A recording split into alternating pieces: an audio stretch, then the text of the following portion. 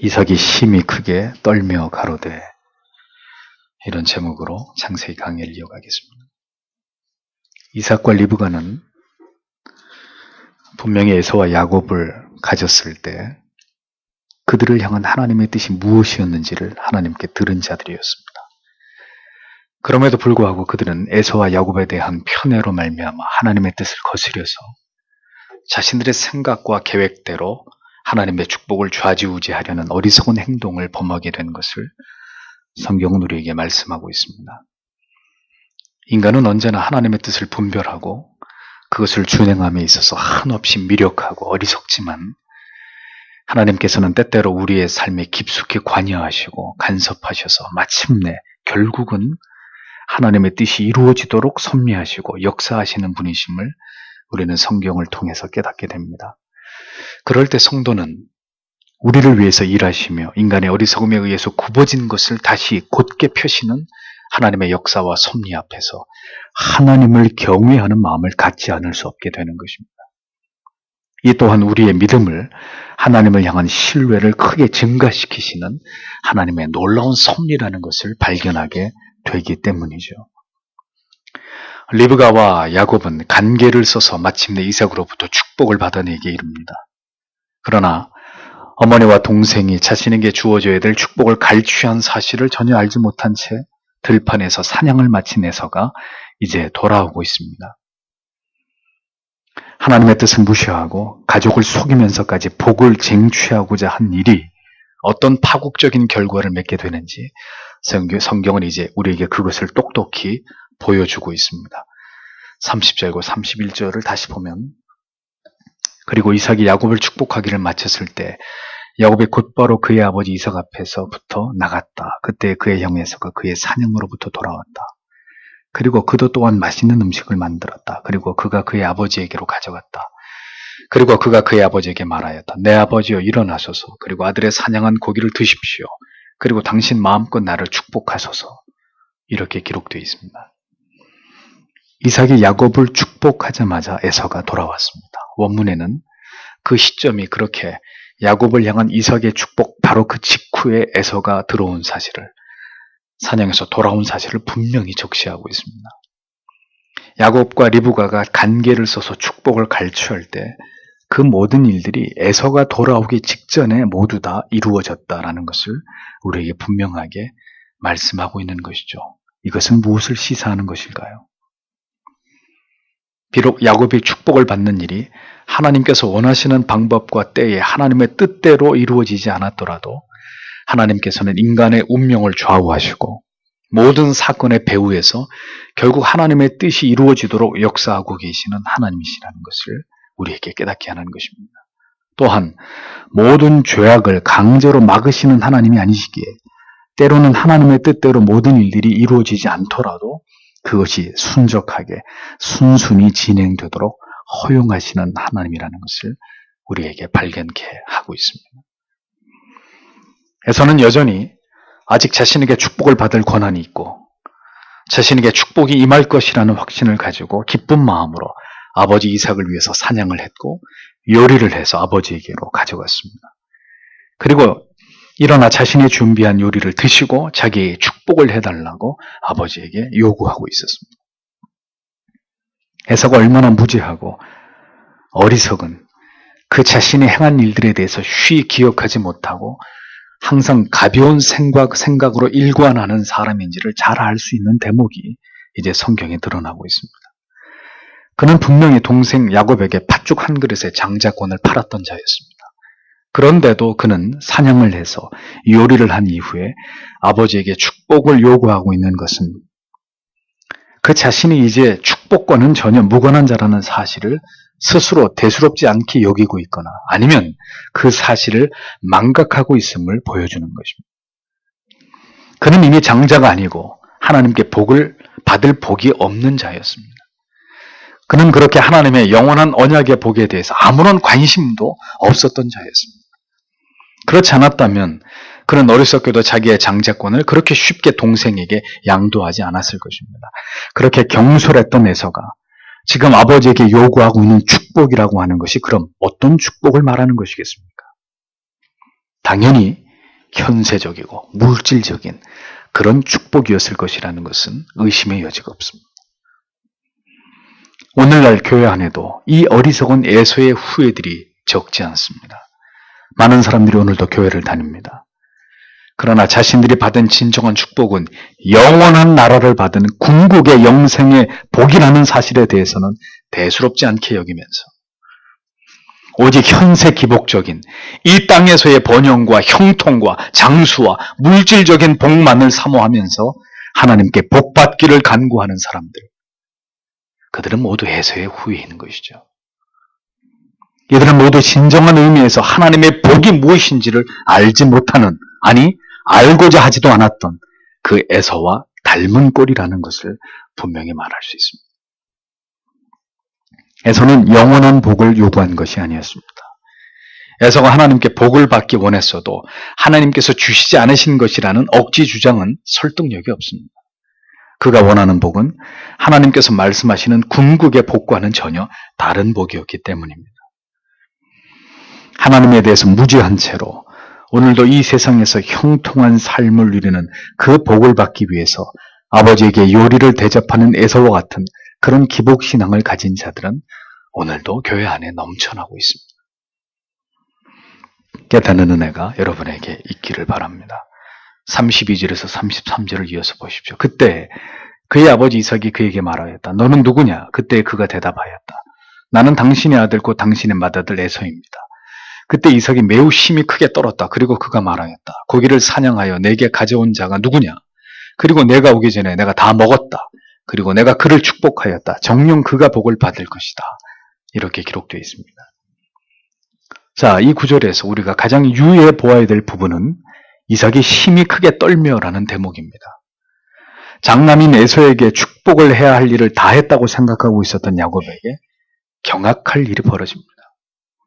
그것은 에서가 돌아와 자신에게 복을 달라고 요구하고 있었던 그 일이었습니다. 이삭은 자신에게 복을 달라고 하는 자가 누구인지를 묻고 그가 에서임을 확인하게 되자 심히 크게 떨었다고 성경은 기록합니다. 원문의 이 단어의 의미는 극도의 공포와 두려움을 느낄 때 심히 떠는 모습을 의미합니다. 그러면 이삭은 왜 극도의 공포심과 두려움을 느낀 것일까요?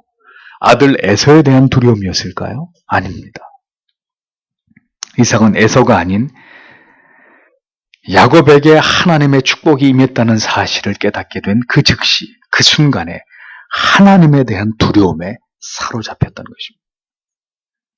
자신이 하나님의 뜻을 거스려서 에서에게 축복하려 했던 일을 하나님께서 막으시고 결국은 하나님의 예언하신 대로 야곱에게 축복이 돌아가게 하신 이 현실 앞에서 그는 지금 경악을 금치 못하면서 자신이 행한 일에 심히 죄악됨을 깨닫게 되었던 것이죠.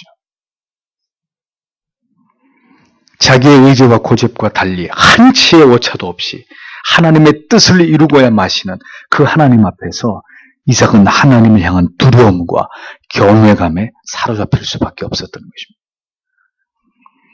우리의 인생 속에서 이렇게 하나님께서 극적으로 개입하시고 간섭하심으로 어떤 선한 일을 이루어 주시는 경험이나 혹은 반대로 하나님이 개입하셔서 우리의 행하고자 했던 하나님의 뜻을 거스리는 일들을 막으시고 돌이키게 하신 이런 놀라운 경험들이 여러분에게도 있었는지를 생각해 보십시오. 그것이 하나님께서 행하셨다는 증거는 이러한 일들을 경험하게 될 때 우리의 영혼이 전율하게 되는 것을 통해서 우리는 그것을 깨닫게 되는 것입니다. 하나님께서 행하시는 그 놀랍고도 위대한 일 앞에서 보잘것없는 작은 인간은 두려워 떨 수밖에 없습니다. 그리고 그 순간에 우리 자신도 모르게 우리의 입에서 고백되는 말들이 있습니다. 도저히 일어날 수 없는 일이 일어났을 때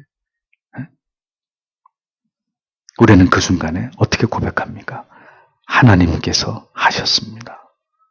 하나님께서 이렇게 행하시고 하나님께서 이렇게 저를 막아주셨습니다. 이런 고백이 저절로 우리의 입에서 나오게 되는 것입니다.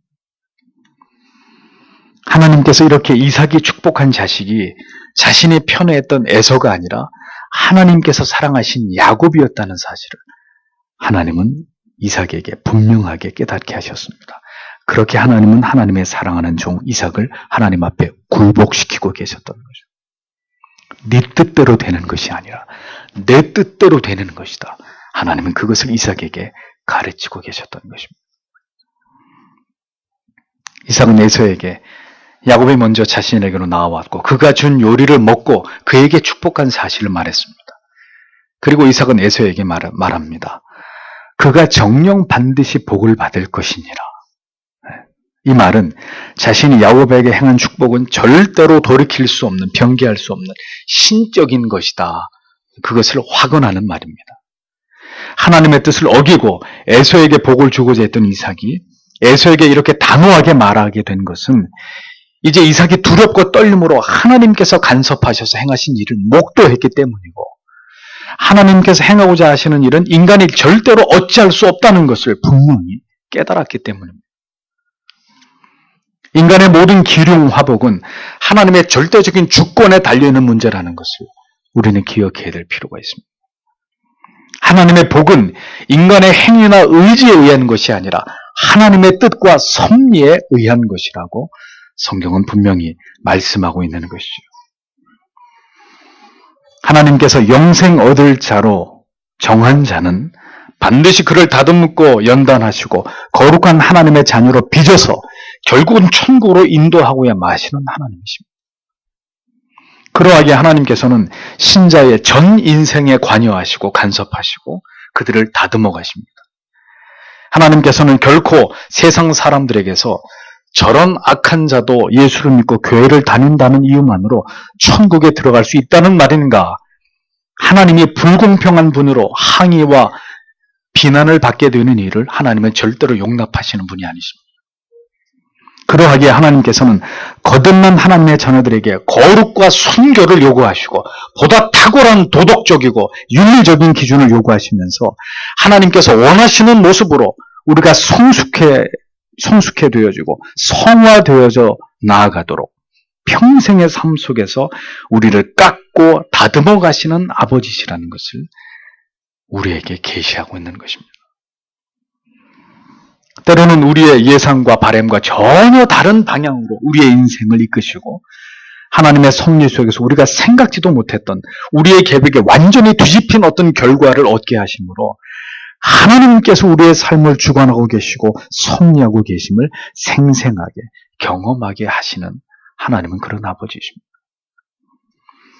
그렇게 우리의 인생을 견인하시는 존재가 분명히 하나님이시라는 사실을 우리에게 깨닫게 하시기 위해서 말이죠.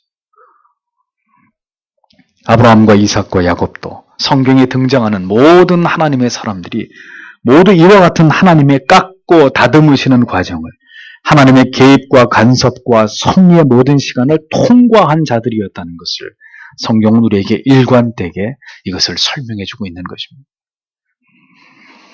34절에 35절을 보십시오. 에서가 그의 아버지의 말을 들었을 때 그는 심히 크고 비통하게 울음을 터뜨렸다. 그리고 그가 그의 아버지에게 말하였다. 내 아버지여 나를 축복하소서. 내게도 그리하소서. 그때 그가 말하였다. 내 동생이 간교하게 왔다. 그리고 그가 너의 복을 빼앗아갔다. 이렇게 기록하고 있습니다. 언약 밖에 하나님의 자녀가 아닌 자들의 특징이 에서를 통해서 잘 드러나고 있습니다. 에서는 자신의 축복이 동생에게 갈취당한 것에 대한 울분을 토하고 있었습니다. 자신의 장자권을 팥죽 한 그릇에 간단히 팔아 넘길 때 이런 날이 오리라고 결코 생각하지 못했던 것일까요? 자신의 어리석음과 경솔함을 땅을 치고 후회하면서 하나님 앞에 회개해야 될 상황에서 그는 오직 자신이 생각하는 그 물질적인 복을 자신이 받을 수 없게 되었다는 사실 때문에 심히 지금 비통해하고 있었습니다. 그는 이삭에게 자신에게도 축복해 주기를 촉구했지만 이것은 소용없는 일이었습니다. 하나님의 축복에 대해서 지극히 무지하고 어리석은 에서의 모습이 그대로 드러나고 있는 그런 장면이죠. 그것이 여전히 하나님의 축복만을 갈구하면서 신앙생활을 하다가 자신이 원하는 것을 얻지 못했을 때 하나님을 원망하고 불평하게 되는 바로 교회 안에 있는 불신자들의 전형적인 모습과 닮아있는 그런 모습이라는 겁니다. 하나님을 도무지 알고자 하지 않고 심지어 교회를 다닌다 하더라도 하나님의 진리의 말씀에 대해서는 무지와 무관심으로 일관하고 있는 그런 사람들을 봅니다.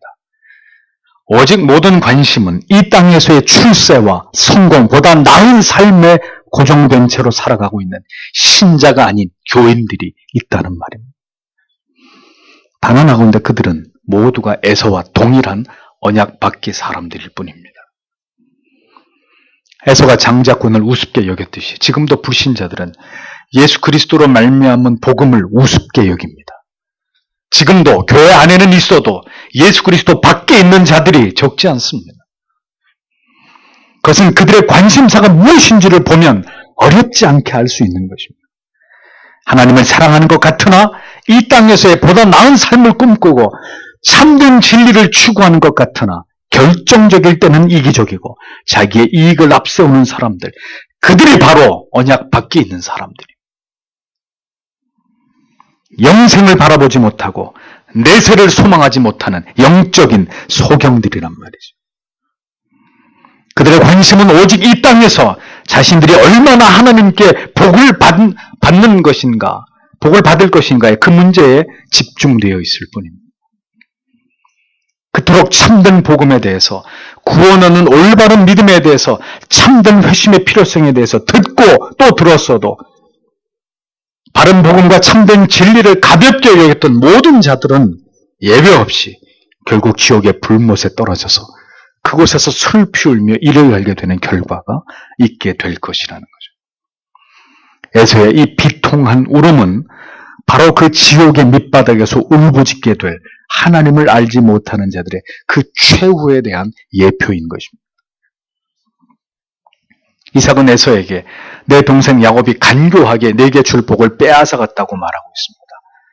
하나님의 뜻이 야곱을 축복하는 것이었다 할지라도 야곱의 행위는 형의 축복을 교활하게 빼앗은 것임을 분명히 밝히므로 야곱의 행위가 결코 정당한 것이 아니었다는 것을 이삭의 이 말을 통해서 성경은 분명하게 밝히고 있는 것입니다. 36절에서 38절을 보십시오. 그때 그가 말하였다. 그의 이름은 야곱이라고 부르는 것이 옳지 아니하나이까. 왜냐하면 그가 나를 속였기 때문입니다. 이것이 두 번째입니다. 그가 내 장자권을 취했습니다. 그리고 보십시오. 이제는 그가 내 복을 취했습니다. 그리고 그가 말하였다. 당신은 나를 위하여 복을 남겨두지 않았습니까? 그때 이삭이 대답하였다. 그리고 그가 에서에게 말하였다. 보라, 내가 그를 내 위에 주로 세웠다. 또 내가 모든 형제들을 그에게 종들로 주었다. 내가 그에게 곡식과 포도주를 제공하였다. 내 아들아, 그런데 내가 지금 너를 위하여 무엇을 할 수 있겠느냐? 그때 에서가 그의 아버지에게 말하였다. 내 아버지여, 당신께 복이 이것 하나뿐입니까? 내 아버지여, 나를 축복하소서. 내게도 그리하소서. 그때 에서가 그의 목소리를 높였다. 그리고 그가 울었다라고 기록하고 있습니다. 에서는 야곱이라 속이는 자라라고 동생의 이름을 그렇게 부르는 것이 합당하다고 소리를 높입니다. 그 이유는 두 번이나 자기를 속였기 때문이라고 말합니다. 처음에는 장자권을 취했고 다음은 자기의 축복을 빼앗았다고 말합니다. 회개치 않고 모든 잘못을 동생에게 전가하고 있는 이 에서의 강팍한 마음을 보십시오. 그는 막무가내로 아버지 이삭에게 아버지가 줄 수 있는 복이 야곱에게 준 게 전부입니까? 라고 묻고 있습니다. 그리고 남은 복을 나에게도 달라고 떼를 쓰면서 억지를 부리고 있는 모습을 보게 됩니다. 보십시오. 불신자들도 이 땅에서 복을 받는 것은 무엇보다도 좋아합니다. 그러나 그들은 수단과 방법을 가리지 않고 복과 형통과 번영을 갈구합니다. 교회를 다니고 신자라고 하면서도 어떻게 되었든 이 세상에서 하나님께 복을 받고 만사 형통 잘 되기만을 바라는 신앙은 그렇기 때문에 성경이 말씀하고 있는 신앙과는 다른 것이라는 거예요. 예수를 믿는 목적이 오직 이 땅에서 물질적인 복을 받기 위함이 전부라면 그 사람은 번지수를 잘못 찾은 것입니다. 굳이 교회가 아니라도 복을 구할 곳은 이 세상이 너무나도 많고 그게 싫으면 야밤에 정한수를 떠놓고 달에다가도 빌면 되는 거예요. 복 받게 해주십시오. 내 자녀 잘 되게 해주시고 무병장수하게 해달라고 어디든 대고 빌면 되는 것입니다. 믿음의 부모인 이삭과 리브가에게서 에서는 하나님과 하나님을 신앙하는 도에 대해서 아무것도 배운 것이 없었던 자였습니다. 오늘까지 그가 알고 있었던 하나님은 어찌 되었건 간에 우리에게 그저 복을 주시는 그런 기복적인 하나님이 그에겐 전부였습니다. 장자권을 팔아 넘기든 말든 하나님에 대해서 올바른 지식이 있던 없던 에서에게는 그런 게 중요한 것이 아니었습니다.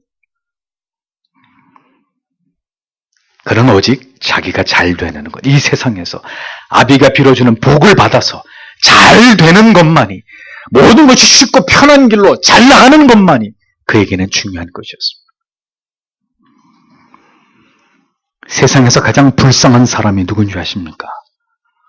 신실한 믿음의 부모를 두고도 하나님을 믿지 않는 자녀이고, 올바른 진리가 선포되는 교회를 열심히 다녔지만 그의 신앙이 구원에 이르는 믿음이 아니므로 결국 지옥에 떨어지게 되는 사람들, 가장 불쌍한 사람들입니다. 하나님의 말씀과 가까이 있고 신앙을 가진 부모님과 항상 가까이 있었지만, 언제나 교회는 빠지지 않고 다녔지만 그에게는 하나님에 대한 아무런 지식이 없었고 하나님을 어떻게 신앙해야 되는지에 대한 올바른 믿음이 없었던 그런 사람이야말로 가장 불쌍한 사람입니다. 그런 사람들은 단언하건대 모두 에서의 후예들이 될 수밖에 없는 것입니다.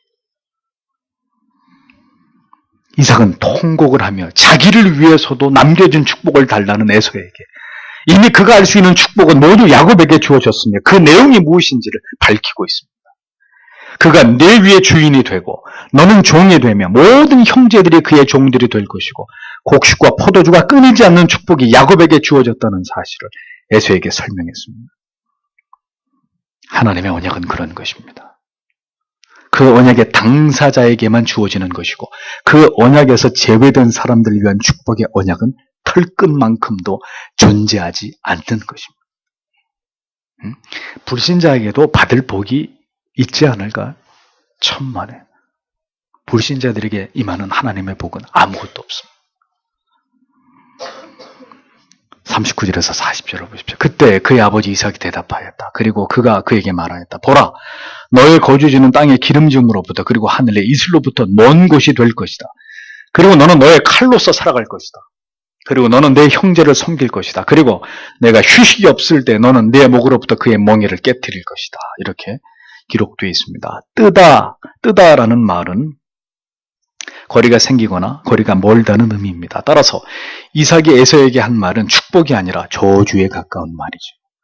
에서가 살아갈 곳에 땅의 기름짐이나 하늘의 이슬과 비를 말하죠. 곡식이 잘 자라기에 필요한 이런 것들과는 거리가 먼, 에서가 살 곳은 그의 땅은 소출을 내지 못하는 척박한 땅이 될 것이라는 그런 의미입니다. 또 칼을 믿고 생활한다는 의미는 하나님을 의지해서 살아가는 것이 아니라 언제나 치열한 싸움과 이를 통해서 스스로 자신을 지켜야만 되는 그런 삶을, 그런 힘들고 고단한, 그러나 끊임없이 칼로 나를 무장해야만 되는 이런 삶을 에서야 너는 살아가게 될 것이다. 그런 의미입니다. 하나님을 의지하지 않는 가인의 후손들은 줄곧 이 세상에서 자기들의 힘을 극대화해서 살아가던 자들이었습니다. 뛰어난 기술을 개발하고 또 성과 담을 쌓아서 스스로를 지키고 보호하면서 살아갔던 그런 사람들이었습니다. 에서 또한 그들의 후예답게 스스로 자신을 무장하고 스스로 자기를 지키면서 살아가게 되는, 하나님을 도무지 신뢰하지 않는 그런 삶을 살아가게 될 것이라고 이삭은 예언하고 있었던 것입니다. 아무도 지켜주는 이가 없어서 스스로를 지켜야만 하는 삶은 결국 신자가 부러워할 삶이 아닙니다. 그것은 저주이고 가장 불행한 삶입니다. 지금도 죽을 힘을 다해서 자기의 지식과 능력을 의지해서 자기의 스펙을 의지해서 이 세상에서 살아가려고 하는 세상 사람들의 가련한 삶을 보십시오. 이 세상에서도 만족한 삶을 누릴 수 없지만 무엇보다도 그들에게는 결코 영원한 안식이 없는 끝없는 지옥의 형벌이 기다리고 있을 뿐입니다. 그것이 하나님을 의지하지 않는 언약 밖의 사람들의 최후라는 것을 우리는 똑똑히 기억해야 된다는 것입니다. 에서는 아우 야곱을 섬기게 될 것이고 멍에를 목에서 떨쳐버린다는 말은 멍에를 벗기 위해 몸부림을 치고 투쟁을 하게 될 것이라는 의미인데, 에서 즉 에돔이 계속해서 이스라엘의 지배를 받게 될 것이라는 예언의 말입니다. 실제로 에돔은 이스라엘의 역사 속에서 다윗 왕정 시대에 결국 이스라엘의 통치를 받게 되고 그 후로 투쟁을 해서 일시적으로 자유를 회복한 적도 있지만 다시 완전히 이스라엘에 흡수되어서 역사 속에서 영원히 사라져버리게 되는 운명에 처하게 되는 것을 보게 됩니다. 결국 이삭의 예언은 원래 하나님의 예언대로 에서가 그 동생 야곱을 섬기는 자가 될 수밖에 없다는 것을 확인해주는 그런 내용이 되었던 거죠. 영적인 장자권을 우습게 여긴 에서는 하나님께로부터 아무것도 얻지 못하고 결국은 멸망에 이르게 될 것이라는 예언을 아버지 이삭으로부터 듣고 있었습니다. 이 세상에서 살아가는 동안 하나님의 말씀과 복음을 비웃음거리로 여겼던 세상의 모든 불신자들의 최후도 마찬가지입니다. 결국 최후의 심판을 통해서 영원한 지옥의 형벌을 피할 수 없는 자들이 바로 그들이 될 것입니다. 41절에서 45절 긴 절입니다. 그리고 에서는 그의 아버지가 그를 축복했던 그 축복으로 인하여 야곱을 미워하였다. 그리고 에서가 그의 마음에 말하였다. 내 아버지가 애통할 날들이 가까워지고 있다. 그때 내가 내 동생 야곱을 죽일 것이다. 그리고 그녀의 맏아들 에서의 말이 리브가에게 들렸다. 그리하여 그녀가 보냈다. 그리고 그녀가 그녀의 작은 아들 야곱을 불렀다. 그리고 그녀가 그에게 말하였다. 보라, 내 형 에서가 너를 죽임으로써 스스로 위로하려고 한다. 그러므로 이제 내 아들아, 내 말을 들으라. 그리고 일어나라. 너를 위하여 하란으로 내 오라비 라반에게로 도망가라. 그리고 내 형의 노여움이 돌이킬 때까지 며칠 동안 그와 함께 머물러 있어라. 내 형의 분노가 너에게서 풀릴 그때 내가 그에게 행했던 것을 그가 잊어버릴 것이다. 그리고 그때 내가 보내어 너를 그곳으로부터 부를 것이다. 내가 왜 너희 둘을 하루에 잃어야 하느냐? 이렇게 기록되어 있습니다. 가인은 자신의 재물을 받지 않으시고 동생 아벨의 재물을 연락하신 하나님에 대해서 분노했고 동생을 시기했습니다. 그 시기의 마음은 곧 살인에 대한 강력한 동기로 그의 마음에 불타올랐고 급기야 가인은 동생 아벨을 돌로 쳐 죽이는 끔찍한 살인의 죄를 저지르게 됩니다. 아버지에게 축복을 빼앗긴 에서의 마음 역시 극도의 분노로 타올랐고 가인과 마찬가지로 동생을 죽이고자 하는 살기로 에서의 마음은 충천해졌습니다. 때를 기다려 연로한 그의 아비 이삭이 죽기만 하면 지체하지 않고 내가 내 동생을 죽이리라. 그의 독백을 이번에도 리브가가 듣게 되었습니다.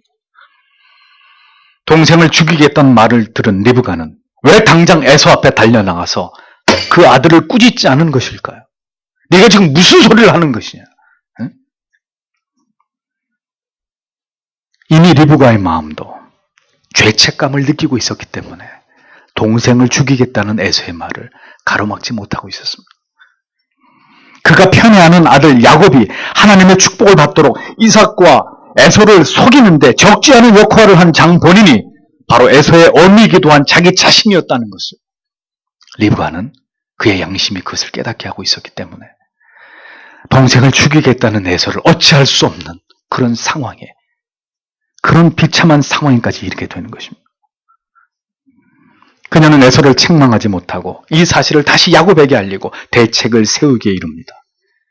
리브가는 야곱을 불러서 에서가 너를 죽이려고 하니까 속히 하란에 있는 외삼촌 라반의 집으로 며칠 가서 머물러 있다가 형의 진노가 풀리고 내가 다시 너를 오라고 연락을 하면 그때 돌아오라고 말합니다. 그러면서 리브가는 두 아들을 다 잃어버리게 될 것을 두려워하고 있었습니다.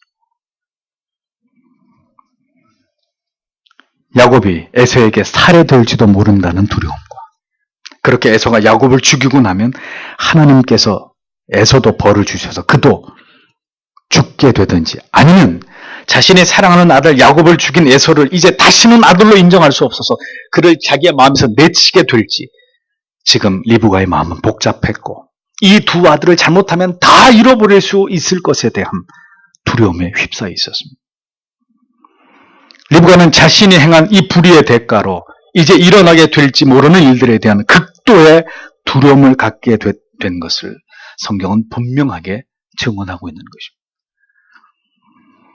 하나님의 뜻을 따라 행하지 않은 모든 불의한 일에는 결국 두려움이 따르기 마련입니다. 염려와 근심과 걱정이 군사처럼 몰려오게 되는 것입니다. 하나님의 방법대로 취하지 않은 이 모든 것을 송두리째 다 잃어버릴지도 모른다는 견디기 힘든 두려움이 엄습하게 되는 것입니다. 하나님의 사람들에게는. 그것이 하나님께서 허락하지 않은 것을 탐한 자가 받는 대가라는 것을 기억하십시오. 그렇게 이삭을 떠나보낸 리브가는 이제 다시는 그녀가 그토록 사랑했던 그 아들의 얼굴을 영원히 보지 못한 채 어떻게 되죠? 죽음에 이르게 됩니다. 리브가의 생각에는 단 며칠이면 모든 일이 잠잠해질 것이라고 생각했습니다. 다시 옛날처럼 평화로워질 것이고 사랑하는 아들 야곱이 복을 받아서 잘 사는 모습을 흐뭇하게 바라보면서 그렇게 살아갈 수 있을 것이라고 믿었을 것입니다. 죄는 그렇게 무모한 생각을 갖게 만드는 것입니다. 근거 없는 낙관을 품게 만드는 것입니다. 며칠이면 해결될 것이다, 야곱아. 잠깐만 네 외삼촌 집에 가 있다가 오너라. 항상 하나님이 행하시는 지엄하신 공의의 심판을 축소하고 가볍게 여기게 만듭니다. 죄의 징벌이 절대로 크지 않을 것이라고 믿게 만듭니다. 그것이 죄의 속임이고 간악한 죄악의 속삭임인 것이죠. 단 며칠이면 모든 문제가 해결될 것이라고 믿었던 리브가였습니다. 그러나 하나님께서는 그녀가 상상하지도 못한 시간만큼 그녀가 사랑했던 야곱을 하나님의 사람으로 만들기 위한 훈련소에 그를 입소시켜버립니다. 그리고 그 어미의 품에서 영원히 그를 떼어놓으십니다. 기억하십시오. 내 품 안에서 하나님의 자녀로 내 자식을 바로 세우지 않을 때 부모 여러분 잊지 마십시오. 하나님께서 이제 직접 그 자녀를 부모님들에게서 빼앗아 하나님이 그를 만지시고 깨뜨리시고 그를 훈련하시고 연단하시고 변화시켜 가실 것입니다. 이삭과 리브가는 자녀 교육에 실패한 부모였습니다. 이삭의 아버지로서의 역할과 리브가의 어머니의 역할은 여기까지가 마지막이었습니다. 하나님께서는 이제 그들의 부모로서의 모든 권한을 박탈하시고 하나님께서 이제 직접 야곱의 삶에 개입하셔서 그를 다듬어 가시는 모습이 이제 이후의 야곱의 인생 속에서 펼쳐지고 있는 것을 성경은 기록하고 있습니다. 아직 부모로서 자녀에게 영적인 영향력을 발휘할 수 있을 때 자녀들을 위해서 기도하시고 그들을 훈계하시고 책망하시고 바른 신앙의 도에 대해서 더 엄격히 가르치시고 지도하셔야 합니다. 하나님을 경외하는 것이 모든 인생 속에서 가장 우선이 되어야 함을 올바로 가르치셔야 합니다. 우리가 그 일을 올바로 수행하지 못한다면 하나님께서는 그 무능한 부모를 밀쳐내고 직접 그 일들을 우리의 자녀들 가운데 행하실 것이기 때문입니다. 하나님께서 야곱을 축복하심이 분명한 하나님의 뜻이었지만 그 일을 사사로운 인간의 교활한 생각으로 진행한 결과는 이와 같이 너무도 혹독한 대가를 지불해야 되는 일이었다는 것을 성경은 우리에게 분명하게 보여주고 있습니다. 하나님께서는 야곱을 축복하기를 원하시듯이 오늘도 하나님의 사랑하는 자녀들을 축복하시고 그들로 영원한 나라로 이끌어 드리기를 간절히 원하시는 분이십니다. 그러나 지금의 모습 이대로는 절대로 안 됩니다. 우리의 구원은 우리가 아직 죄인 되었을 때 전적으로 이루어진 일이지만 우리가 영원한 나라에 들어가는 시점은 철저하게 우리의 모든 죄성과 죽어지지 않은 옛사람의 자아가 깨어지고 거룩과 성학을 이루어가고 난 이후가 된다는 사실을 우리는 기억해야 합니다. 그래서 성화가 없는 구원은 존재하지 않는 것입니다. 모든 죄는 용서받을 수 있지만 그 죄의 대가는 이제 야곱이 파란만장한 삶 속에서 그것을 지불하고 마침내 하나님을 절대적으로 신뢰하는 이스라엘로 변화되는 데까지 이르게 되는 것을 우리는 성경을 통해 보게 됩니다. 그렇게 하나님께서는 우리의 모든 죄와 연약을 다루시고 그 모든 일들을 점진적으로 우리의 인생 속에서 진행하시는 그런 하나님이십니다. 그렇기 때문에 인생의 모든 시간들이 의미가 있는 것입니다. 그 모든 시간들 속에서 우리의 모든 죄와 연약과 불순종까지도, 그 뼈아픈 고난과 고통의 시간까지도 모두 우리에게는 영원한 본향에 들어가기까지 우리를 처절하게 연단하시고 다듬으시는 하나님의 계획된 시간과 섭리라는 것을 우리는 분명히 기억해야 되는 것입니다. 누구든 그 모든 시간을 지나가야 마침내 영원한 도성에 입성하게 되는 것입니다.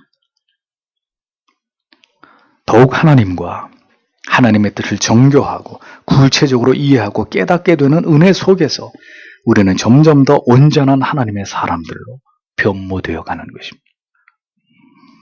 이것이 우리를 통치하시고 섭리하시고 인도하고 계시는 하나님의 뜻입니다. 이것이 우리에게 인생이라는 시간이 가장 중요한 의미가 되는 이유가 되는 것이죠. 여러분, 주어진 인생의 어떤 기간을 살아가고 있는 지금 여러분 그렇게 하나님 앞에 다듬어지고 있습니까? 오늘도 우리는 그렇게 하나님의 사람들로 예리하게 다듬어지고 깨뜨려지고 있는지를 돌아보십시오. 하나님이 오늘도 우리의 삶에서 어떤 문제로 인해서, 어떤 사람으로 인해서, 어떤 상황으로 인해서 오늘도 나를 빚어가고 계시는 것인지, 나를 깨뜨리고 계시는 것인지, 나를 향한 더 분명한 하나님의 계획과 뜻 앞으로 나를 인도하고 계시는 것인지를 깊이 기도하고 생각하고 하나님께 물어야 되는 것입니다. 무엇을 고집하고 있습니까? 하나님이 뭘 더 여러분 안에서 여러분이 아끼고 사랑하는 것들을 깨뜨리셔야겠습니까? 어떤 아픔과 괴로움과 슬픔이 우리를 더 관통하고 지나가야 비로소 하나님을 알고 하나님의 뜻을 이해하는 그리스도인들이 되시겠습니까? 부디 이 말씀을 통해서 우리에게 주시는 귀중한 깨달음이 우리의 영혼 깊이 아로새겨지는 은혜가 있게 되기를 소망합니다. 오늘도 우리의 모든 상한 마음을 고치시고 우리의 어긋난 삶을, 신앙을 교정하시는 하나님의 은혜가 예수 그리스도의 영적인 임재를 갈구하면서 성찬에 참여하시는 모든 성도님들에게 임하게 되시기를 소망하고 다 같이 기도하면서 성찬의 자리로 나아가기를 원합니다. 주신 말씀을 생각하면서 다 함께 이 시간에 기도하겠습니다.